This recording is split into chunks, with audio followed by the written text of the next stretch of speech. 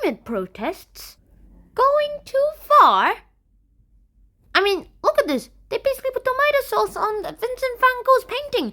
Such a disgrace! Such a disgrace! And you call it Just Stop Oil.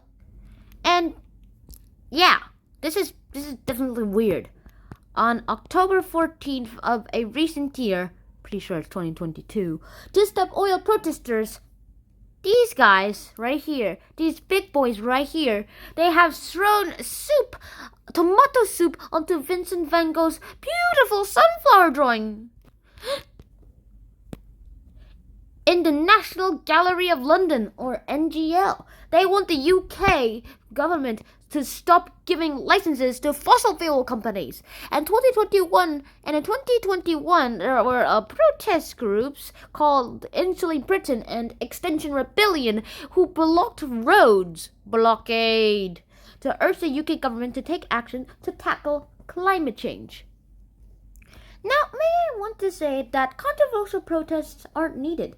They annoy people to make them less likely to support efforts to tackle anything that's related to climate change. I mean, I don't see how sunflowers are related to climate change.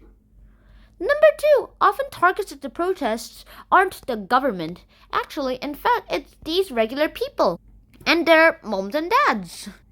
Instead of targeting the government as their intention, they instead accidentally target regular old people.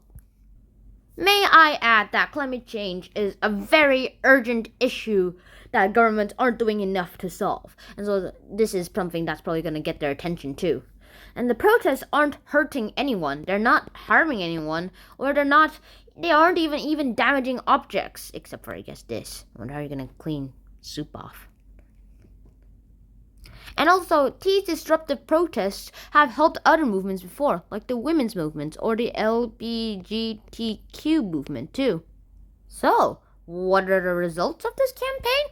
Well, I'll tell you that right after I tell you my part of the story. I actually agree with the affirmative position that climate protests are going too far because, number one, these controversial protests are pretty much controversial. Number two, I don't really think that sunflowers have anything to do with this. So damaging a famous artist's painting is something terrible, and it's very not relevant here, guys. Just Stop Oil have gone too far, I guess, this time too. And climate change is an urgent issue, but however, I don't think this is how you should tackle it too. And these protests aren't hurting anyone except the viewers of the painting who wanted to see this, but now it's spoiled with tomato sauce. That looks a lot like orange paint.